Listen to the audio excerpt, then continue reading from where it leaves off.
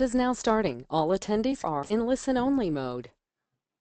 Good afternoon, everyone. This is Stephen Peters. I'm the president of the American Military Partner Association, and we are glad you have joined us today for part 4 of our series on navigating your benefits for military families. Today, we're talking about financial services that are available to our military families, and we're glad you've joined us. We have a special guest with us today who is leading our webinar. Adrianna Domingos-Lupher, and she is the founder of Military Money Chica, and she's also the editor-in-chief at NextGen Milspouse, which is a great partner with the American Military Partner Association. And she also ran the Personal Financial Management Program at the Family Support Center in RAF Lakenheath. So she is got a lot of knowledge on this subject, and we are very glad and excited to have her with us today. Adrianna, are you there?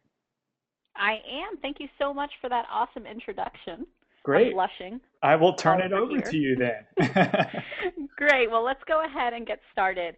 I do want to let you all know that if you have a question and you're actually following along screen, feel free to throw the questions into the chat box, and we'll answer them at the end. If I happen to look at the panel and see that there's something that kind of corresponds to what we're doing, I'll do my best to kind of throw it into what we're talking about.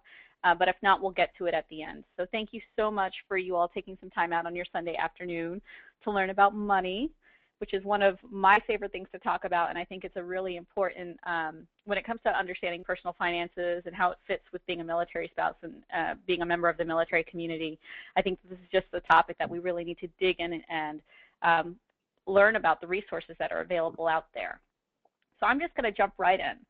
So today what we're going to talk about is we're going to discuss how to read an LES, which is a leave and earning statement. So we're going to talk a bit about understanding military pay. We're going to touch on some budgeting tips that are very specific to being a military family. And as we sit and we think about all of the challenges we face as military families, there's a specific way we kind of need to go about thinking of money and budgeting. I'm going to touch on some must-know resources that you all should just kind of tuck away for a rainy day, and we'll talk about some fun practical tips for saving money as a military family. So this is what I call a very real important military spouse skill, which is learning how to read a leave and earning statement. And I really wanted to kind of break this down for you because it's important to know how military pay works. Especially because sometimes we're by ourselves as military spouses, as our service member is away, and pay issues happen. So let's dig in. LES is the acronym for Leave and Earning Statement. You'll often hear it referred to as only as an LES, and basically it's a pay stub. Where you go to find a copy of the LES, most people receive them digitally. Upon retirement, some people do receive them electronically, most people, not electronically, through the mail. But chances are you're going to be looking at an LES online. The portal where you access an LES is mypay.dfast.mil. And the service member typically already has a login, a full login, to be able to access this. Something that a lot of people don't know about is military spouses can get a limited access account. It depends on how you and your partner work with the finances. In my house, my husband gives me full access to his actual member account. But say I wasn't the money person or I didn't feel comfortable accessing all of the features of the LES, he could set up a limited access account, which basically allows me just to view the LES. And don't worry, we're going to take a look at the LES so you can actually have a picture of what that looks like in mind. And one of the reasons you do need to know the ins and outs is because you're that continuity. If they're TDY or PCS or they're going on a short tour or on a deployment and something happens with the money or with the pay, you're going to want to know where to go to figure out what went on. And the LES is the first place to start. Something to keep in mind when it comes to military pay issues is that a general power of attorney will only get you so far. So I encourage all spouses to get a specific power of attorney, and that's something that you can get through your base legal office or your installation legal office that states that you, as the spouse, have access to the LES, the ability to make changes at the finance office. It just gives you a lot more scope and latitude when it comes to discussing military pay, because that is something that is protected, and for good reason. So what you're going to find on the LES is you're going to find the money that you're earning or that your service member earns. So we're talking about salary. We're going to see gross figures. We're going to see the money that's going out or the money that's deducted prior to the paycheck being deposited into your account. You're going to see money that you've directed to go elsewhere or the service member has directed to go elsewhere. And that could be allotments for savings or charity like the Air Force Assistance Fund or the Combined Federal Campaign, any bills that that are automatically deducted from the paycheck. Also, if there's any child support, that's also deducted out of allotments. And then you'll also see taxes and quite a few other things. So let's look at what this looks like. This is an LES. At the very top, you see it has all of the personal information, but it's that middle section that we're going to concentrate on. So let's look at the green. All the green boxes discuss money that is coming into the service member as far as pay goes. So if you look at the total at line L, that's gross pay, which means prior to deductions coming out. So we've got basic pay, which is just the base pay based on rank and grade. Then the BAH, which is basic allowance for housing. BAS, which is basic allowance for subsistence. And then also under this green box here where it says money coming in, you'd find any special pays like flight pay or hazardous duty pay or family separation allowance. That would all be located here. If you also look further down in the pay data, it would say in that first green box, it says BAQ with dependents. It just says whether or not you have dependents, and that matters for BAH because basic allowance for housing is determined on a without dependents or with dependents basis, so that the amount changes. You get a little bit more if you have dependents. JFTR also matters for when you're living overseas. It's the coding for what entitlements you're eligible for. When we look into the deductions column, red, I mean that's all taxes, any insurance deductions, for enlisted personnel. Well, this is an Air Force LES, so AFR, well, no, I'm sorry, this is not. This is just a standard enlisted LES. AFRH is the Armed Forces Retirement Home, and there's a deduction. It's a traditional deduction of $1 from each person's paycheck to fund that. And you'll see Montgomery GI Bill, this individual is having $100 withheld from each paycheck for 12 months.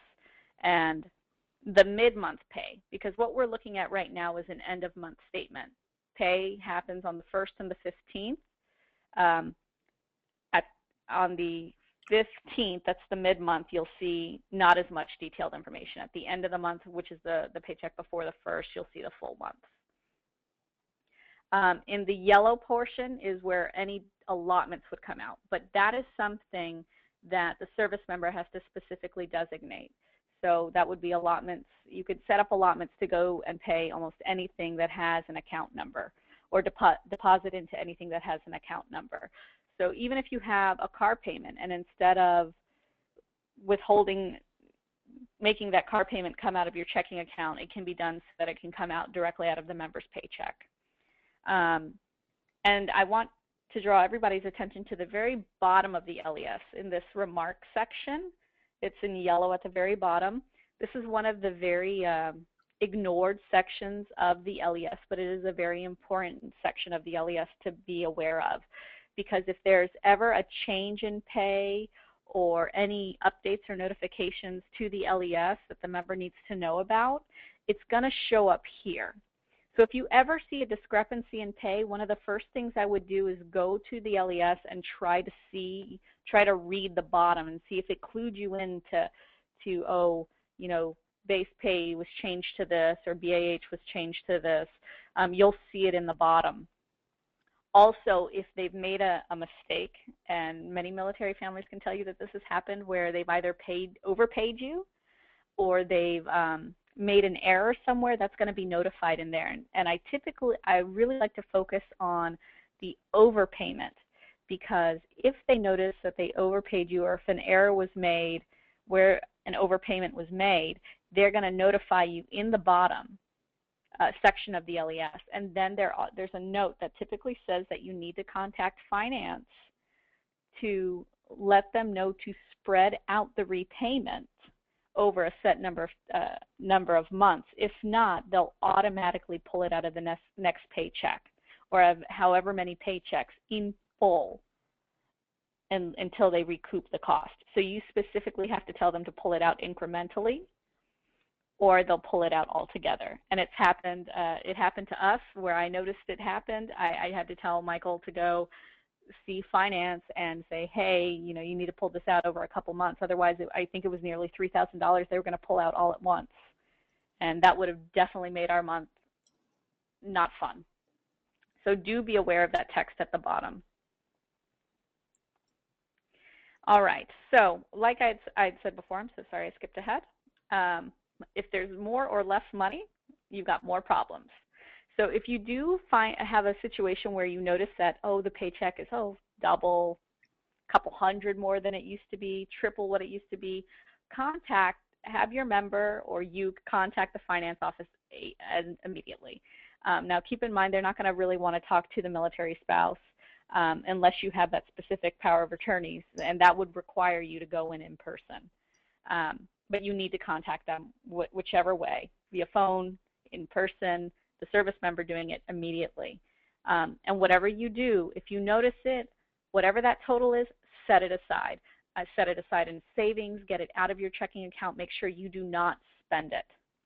If you get paid less than you should, you also want to contact the finance office immediately to start figuring out what went wrong, especially if you can't track it back in the comments or remarks section at the bottom of the LES. And worst comes to worst, where it puts you in a bind, we're going to discuss some emergency resources that you can use to help you in the event that you're short money and you don't have any emergency savings to pull on.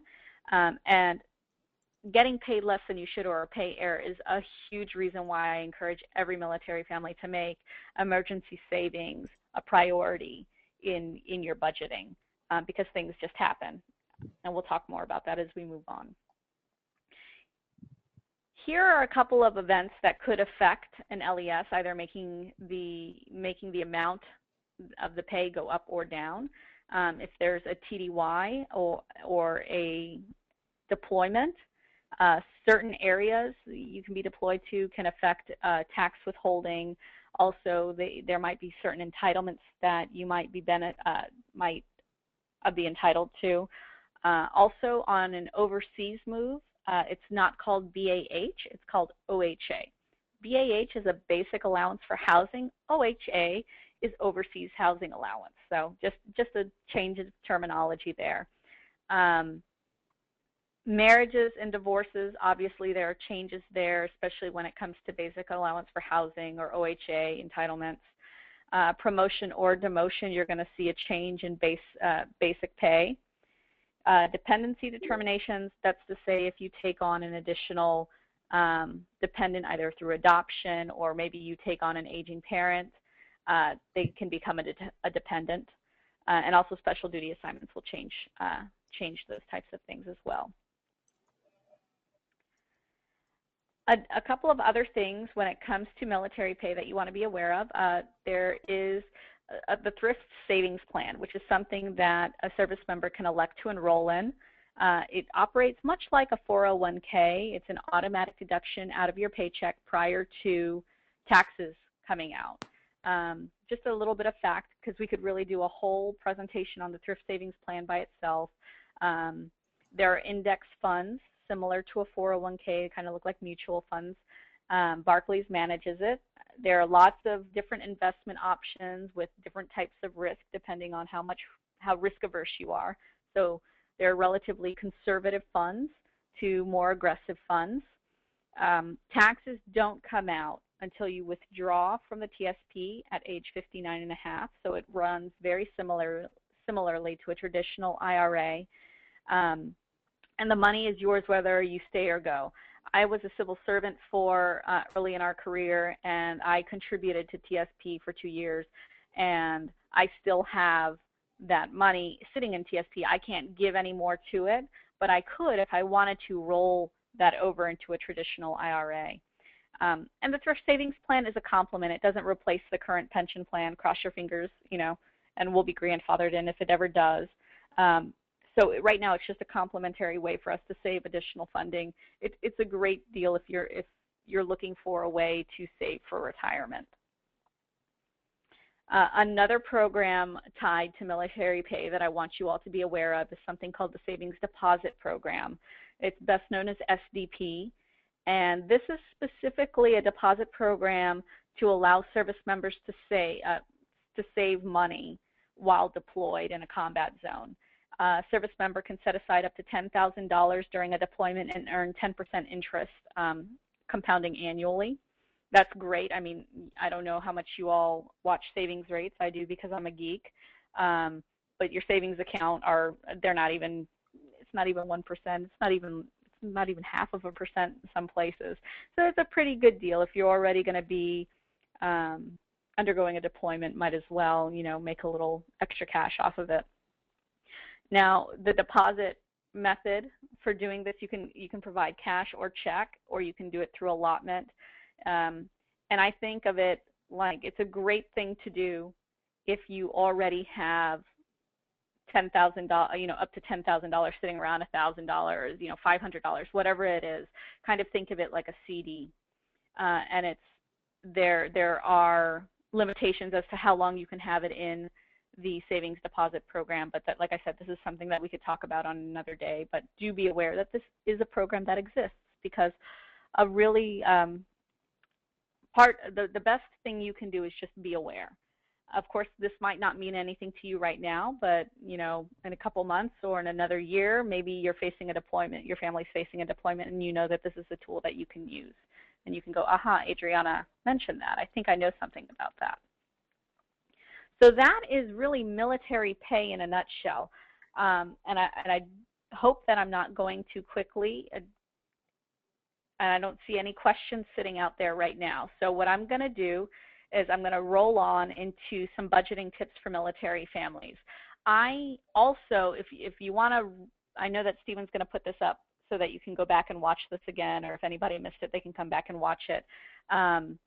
You know, feel free, I would go back and watch the LES portion, and I would watch it while I was reading an LES. So that's a great thing to do. If you can print one off and kind of follow along, it'll help you get a better sense for reading an LES. So let's move on to the next part. I like talking budgeting, not only because we're military families and we have some really interesting challenges that we face and unique challenges that we face as military families, but also because a lot of us as Americans, we don't really learn the ins and outs of managing our personal finances. And this isn't going to be a sit-down budgeting class. This is kind of a down and dirty guide to things you need to be aware of to make sure that you're in control of your finances. And there's a very real reason why I've put this section in here. Financial disagreement is one of the top causes of divorce and dissonance in relationships. This typically goes hand in hand with communication. And you really, it's a team sport, and I'll say this again in the future in a couple slides you'll see. It's really important that you all sit down and you have a unified vision of what money means to you as a family and what money means to you as a couple and what your goals are. And 1.2 million bankruptcies are filed in the United States annually. And I can say I've worked as a financial counselor specifically for individuals who are undergoing bankruptcy. It's amazing. I think we all have sometimes fixed in our head what bankruptcy looks like. And it's not always the, oh, I didn't plan or I didn't save for an emergency. It's just sometimes life throws you for a curve, throws you a curveball, and you have done everything you can to be prepared. And it's still, and life just throws you for a curve. And and you're not prepared. And so understanding that not talking about money and not talking could lead you to bankruptcy a lot faster, because even those who have very open communication about money and about goals still find themselves in that situation. So that's not necessarily to be a Debbie Downer on that, but just something to be aware of. Talking about money is very important and a very important part of any relationship. Now, budgeting for military families is a little bit different. You know, we move a lot more than the average American family. We're moving location to location. Some people move every 2 years. Some people move every, like 1 year, and then they move somewhere for 2 years, and they're moving 1 year again. We experience a lot of short notice or no notice family separations. I know for this most recent PCS that we experienced here, we weren't due to move until the summer of 2011, and we got 30-day notice to move in January, and we owned a house and having to rent that. You know, there were a lot of unanticipated expenses, or expenses that we anticipated but weren't anticipating on paying that soon. We also experience a lot of ups and downs when it comes to our pay, whether it's, you know, moving from location to location, on our housing allowance going up or down, or we're moving overseas and we get an increase in our pay, and then when we move back to the States, we lose some of the pay that we had been cushioned with. If you have a spouse that is highly deployable or deploys, you know, for a good chunk of the year and comes back and then winds up not deploying for an entire year, it's a totally different set of finances because you were used to having, you know, tax-free income, and then all of a sudden the taxes are coming out and you have to adjust how you're spending, not to mention spouse employment. And we'll touch on that as well. Here's a little unique thing that sometimes we're not mindful of either, and it's that there are very clear consequences for military members, I'm so sorry, there's a typo there, who do not have their personal finances in order. Military members who need to have top secret clearance, or even super secret, or, you know, beyond secret clearance, they can lose their security clearance due to a bad credit report. They can face criminal charges based on unofficial use of government travel cards, or even if their spouse uses their travel card. And there's possible discharge from the military, especially if you're someone whose mission requires you to have a certain type of security clearance and you don't. So it's really important that finances are in the forefront of your mind as you plan as a military family. So here are my down and dirty budgeting basics. Just something that you all should think about. You know, like I said, budgeting is a team sport. You want to set goals together, short-term goals, if it's, you know, where you want to go on vacation, how often you want to do it, to long-term goals of what does retirement look like for you, or when do you plan on buying a house. It's really important that you know how much money you make, and I like everybody to think about your net income, which means after taxes, not the pretty number. I want you to look at what you actually get into your checking account, and focus on that as your living income. I want you to know how much money you spend, and I want you to see if it fits the recommended spending and saving guidelines. And I'm going to put that up in the next slide. Examine your debt. I mean, obviously, debt-free is where we all want to be, but it's not always possible immediately. But you do need to know how much you owe, at what interest rate, and what's the monthly repayment, because the #1 way to get in control and reduce debt is to know exactly how much you owe and how long it's going to take you to pay it off. Another thing is, if you don't know where all the money is going, which it happens, we're in the land of plastic. It's so easy to swipe your card here, or if you're like me and I have a Starbucks app on my iPhone that is like, it looks like my iPhone gives me free lattes, which it totally doesn't, but you know, it's easy to forget that that's tied to my bank account sometimes. You want to make sure that you're tracking all of that money and make savings a priority. I think something that's been played out or said over and over is pay yourself first. But when it comes to savings, what you want to do is you want to treat yourself like a bill, you know, just like you would pay your cell phone bill or your mortgage or your rent. You want to pay your savings account or your emergency savings account just the same way. You know, you deposit that every month on the 3rd, what have you. Recommended spending guidelines are as follows, and this is just a loose, it's not loose, but this is not everybody's is going to look the same. Not everybody's going to spend 30% of their income on housing, but it is a good guideline for you to follow when you're looking at your budget and trying to see if you might be overspending somewhere or overspending in a lot of different places. And obviously, the less you spend on some of these categories, the more you can allot to other categories. So that's just to kind of give you a good visual representation of what your budget should try to reflect, ideally. All right, and this is why emergency savings is critical. Emergency savings, you should set aside 3 to 6 months of your monthly expenses, living expenses, because a lot of times people get caught up in, I have to save 3 to 6 months of, what I earn, and if I earn $3,000 a month, I have to set aside,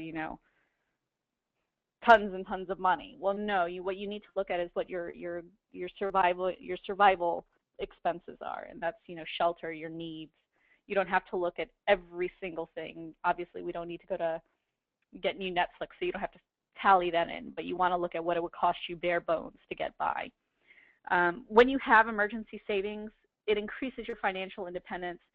I mean, yes, you'll lose sleep because you don't want to replace the engine in your car, but you won't be losing sleep because you don't have the money to do it.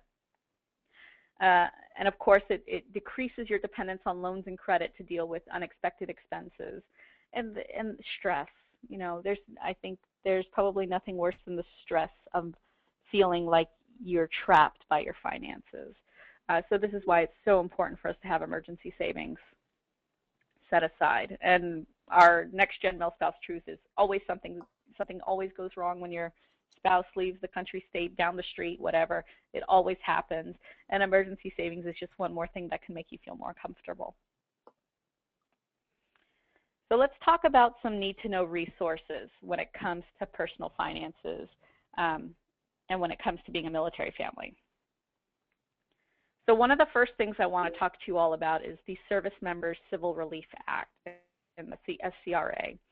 Servicemembers Civil Relief Act is a piece of legislation. It's a law that's there to protect military members from predatory lending practices, not as a whole, but just to be able to, because there's a whole industry based on lending to the military, and I will share that for another day. But this act protects military families and military members by providing caps on interest rates. I'm not going to sit here and read this slide to you, but this is what allows military families to be able to get out of leases when a PCS arises.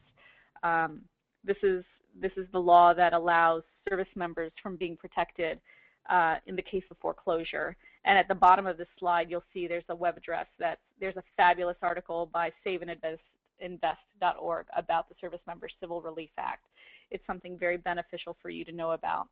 I particularly point new service members to the 6% cap on interest rates on debt acquired before entering active duty service, and that's all. And even during deployments, service members can have credit cards reduced to 6% during deployments. So that's great if you have credit card debt and you need to work on it, or any other kind of consumer debt. And you can throw extra money during the deployment that you receive to pay down that debt at a much lower interest rate. I do want to talk about what happens in an emergency. Say you're moving and you need a little extra cash. Advance pay is one of those things that not a lot of people are aware of or even know how to use. Service members have the option to request advance pay during a PCS. It's up to 30 days prior to a PCS, up to 60 days after arriving on duty station. They can basically borrow up to 3 months of basic pay. Typically, that's not something that is done. It's typically 1 month, that's the usual, and it's at 0% interest, and it can be paid back over the course of 12 to 24 months. The caveat here is that it can't be used towards expenses that are already covered by other entitlements. And it does require a commander's approval, which is probably why not many people ask for it.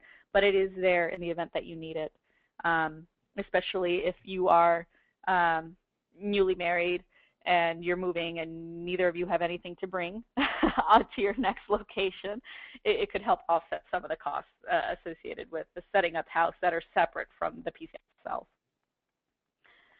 Also, in case of emergency, and when I say in case of emergency, I do mean that these associations are here, and this should be your first stop. You should never, ever, ever, ever, ever think payday loan, title loan, cash advance location, none of that.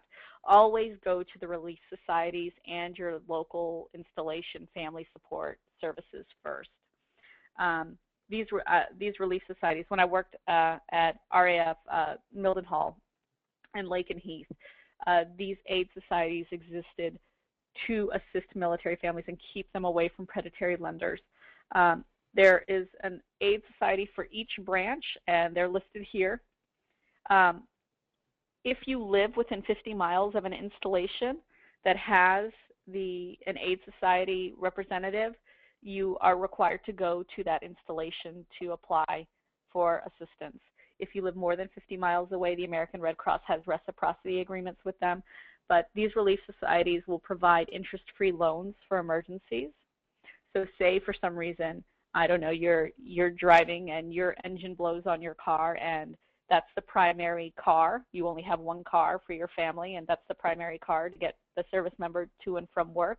They will more than likely work with you to get a loan to pay to have that work done, and you can pay it back over the course of however many months at a 0% interest. And I want you to just compare that to a cash advance loan or a payday loan where they can go upwards of 500% APR on a loan. A lot of people don't realize that's why those places are so scary. Pawn shops, title loans, 340% APR, 400% APR. I've seen them as high as 750% APR. Start with the relief societies. They will often also assist in the event of a family emergency, like a death of an extended family member, typically, mom, dad, brother, sister. There's assistance in that way. And in the event of something just out of the blue, out of control to your immediate family member, there are grants available to help military families who need extra assistance. And like I said, if you are away from an installation, you're a reserve family and your member is activated and you're staying and you're away from any installation, the American Red Cross is your link in the event of an emergency because of the reciprocity agreements that it has with the aid societies. So if anything like that were to happen, start with the American Red Cross. There are other additional support resources through FRGs, ombudsmen, and key spouses. These are support organizations often manned by volunteers. Some are actual people who are paid to do that as their job, be an ombudsman or to be an FRG leader. Key spouses are the Air Force equivalent, and they are volunteers, but they often have first sergeants that help administer that program and have direct lines to the commander as well. So please, please, please bookmark these. I'm going to have a page at the end that has all of these resources with their contact information where you need to go directly, and just store it away and just save it for a rainy day in the event, knock on wood, I hope that you don't need them, but if you do, you know where to go. Now, for free financial counseling and budgeting assistance, there are great support systems for this for you as well. There's installation support offices like the Airmen and Family Readiness Center, Army Community Services. All of those family support offices offer face-to-face, one-on-one counseling on budgeting, debt reduction, even future planning. They offer seminars and workshops during the month located on base or on installation on post. And they have a plethora of books and resources that you can use and check out for free, which is fabulous. The other place I love, because I'm an online kind of chick, is Military OneSource. Military OneSource has a wealth. Can you still hear me? Yes, we can still hear you. You just cut out for a second. Oh, I'm so sorry. Okay. Military OneSource has a wealth of articles, worksheets, and resources. They also offer what I think is fabulous, 12 counseling sessions per issue per calendar year to each person. So say you want to really get down and dirty on your budget and you really want to work out your finances and get to a point where you're saving and work down debt, they can help you do that all over the phone or in person. You have a choice. In person is where it's available. It's available to active duty, reserve, guard, and their spouses. You call 1-800-342-9647, and they will connect you with somebody who can provide those services for you. They even have some limited financial planning assistance when it comes to exploring investing, savings, and retirement. They can't tell you what to do, but they can show you what your options are and educate you so that you can make those decisions for yourself. I really think that this is an awesome, invaluable resource. People pay a lot of money to sit down with financial counselors and financial planners. Definitely take advantage of this if this is something that you feel that you would benefit from. You can't go wrong, and it's free. All right, and then I want to just end this kind of briefly before we get over to questions, is some best money practices for military families. And forgive me, we have rain and thunderstorms. I'm in Tampa, and the sky just opened up horribly. So hopefully all my electricity stays on, Stephen, just in case. You know what happened. So money saving strategies for military families. I don't care who you are. You will save money shopping at the commissary. I know that sometimes their organic selection isn't great, or maybe you can't find everything you need. But I have shopped. I've tried. I've shopped elsewhere. I've shopped Target. I've shopped Walmart. I've shopped Sam's Club. I've shopped elsewhere. I still get the biggest bang for my buck at the commissary. And of course, everybody do your comparison shopping, but for the most part, I could say you'll do well. Price challenging at the exchange to the BX and PX. Those are, I think that we sometimes forget that they're there, or we don't go, but I am notorious for doing all of my research, finding what I want to buy, and then off base, and then taking what I find off base to the exchange and saving the money. The difference, I save and get the price that I was going to pay off base for, only I don't have to pay tax, which is great. And you can do that online as well. So if they're running online sales and you find what you want cheaper, local, you can still take it to the online store. And a lot of times there's like free shipping. So it's worth your time. Great ways. My husband and I were back and forth on number 3. But we believe that information, tickets, and travel is where you definitely want to go if you're if you're going to be doing some vacation planning with your family. You want tickets for amusement parks or for local attractions. Of course, you do your comparison shopping, but we do say ITT has a tendency to work out really well for vacation planning when it comes to attraction tickets. And also, some of the ITT offices also sell discount movie tickets, and we actually stock up on movie tickets, and we keep them in the house whenever we want to go to the movies, and we pay less at ITT, and we save on taxes as well.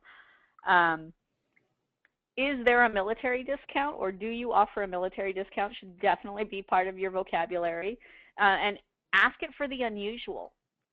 I belong to our local YMCA, and they waive the registration fee for military families. There are activation fees that get waived sometimes for cable or telephone setup, of course, restaurants and also retail stores. It's always worth it. Always ask at hotels. I always ask at amusement parks. I'm a Disney freak, and I totally love Wolfgang Puck Express in downtown Disney. They always give a 15% military discount, which is great. So don't be afraid to ask. They can't blame you for wanting to save a little bit of money. Also, I have a pet. Pets are expensive, especially as a military family. PCSing overseas with them can be expensive. But one of the things I love about at least being at MacDill Air Force Base is that we have veterinary services. And I save quite a bit on the flea and tick control and heartworm medication and regular checkups. So it is space available, and there are not tons and tons of appointments. But if you can, use your base or installation vet services. And here are some practical tips for money management as a whole. Always be planning with your next move in mind. Always want to plan with your next move in mind. everything is temporary. If you're living off base, try to cover as much of your rent and mortgage and living utilities with your BAH. I always try to say shoot to spend a little bit under. And remember that a commute matters. Bigger isn't always better, because the bigger your house, the more you have to spend on utilities. Don't be afraid to negotiate your rent or let your landlord know that you're a military family, because the great thing about military families is that we have steady income and we have steady paychecks typically. So it benefits that we're very reliable renters when it comes to cash flow. And if all else, if you don't get your ideal, just know that you'll be moving in a few years, and you won't have to worry about that house anymore. And that kind of goes with the point after the next one, which is don't buy house-specific furniture. Just because you have a weird room that requires a couple of extra pieces, you don't feel tempted to fill it, because watch, you'll just move somewhere like Japan, and then you won't be able to put it in there in the beginning. So just be careful with what you do buy. When it comes to military spouse income, and I hate saying it, but it's the truth, even mine, we cannot count on our income with each move. Many of us can't, because we have to do the whole job search and find a new job. And I encourage people to try to get comfortable with living on one income or 1.5 incomes, because you can't always guarantee your income depending on where you move. And remember that as you acquire your pets, they do cost money, especially if you're moving overseas, and to be prepared, start saving and being aware of additional expenses you might incur based on decisions that you make. So I'm not going to read this to you, but I've got these resources at a glance, and Stephen's going to put this up. I had the PowerPoint slides, and I also have it in PDF format. And I believe the PDF format will allow you just to directly click on each of the hyperlinks and take you right where you need to go. This is a great guide to have with you anytime you need, just to be able to pull it up. Does anybody have any questions for me? Cool. There are a couple questions that have already been put into the question box. And if anybody does have questions, go ahead and type in your questions or raise your hand. Ashley Broadway asks, don't want to get off track. You can answer this later. But are you knowledgeable about 529 college plans? If so, do you have any recommendations? I have done some research, but they all seem to be state-based. Any special programs for military families who have no idea where they will retire? Yes, I do have. I am knowledgeable about 529s, as I do have a 529, and it took me a lot of research to get it.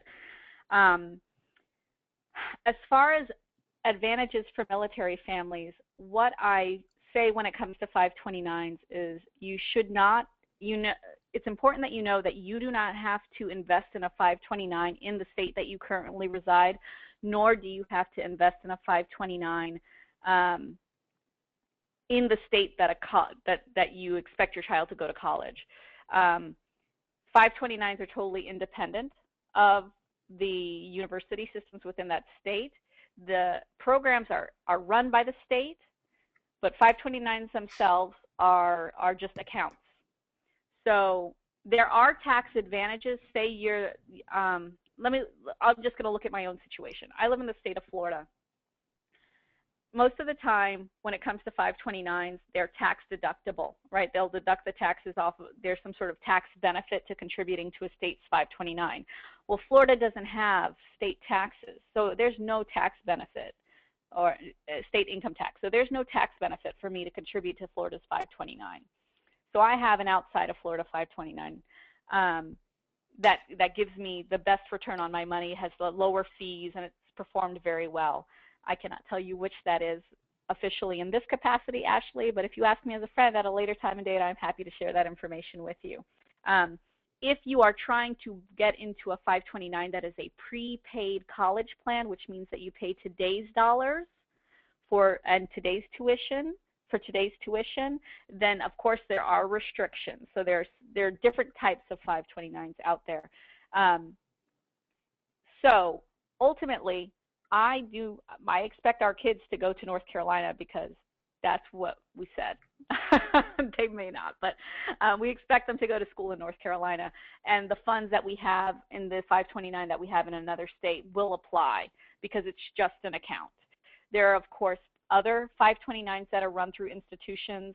Other banks offer their own institutional 529s. They run very similarly to all the other states. Morningstar is a great place to go to look at how the 529s performed, and I'm happy to link you into an article. Does that answer your question? Ashley, I'm going to unmute you here for a second. Just 1 second.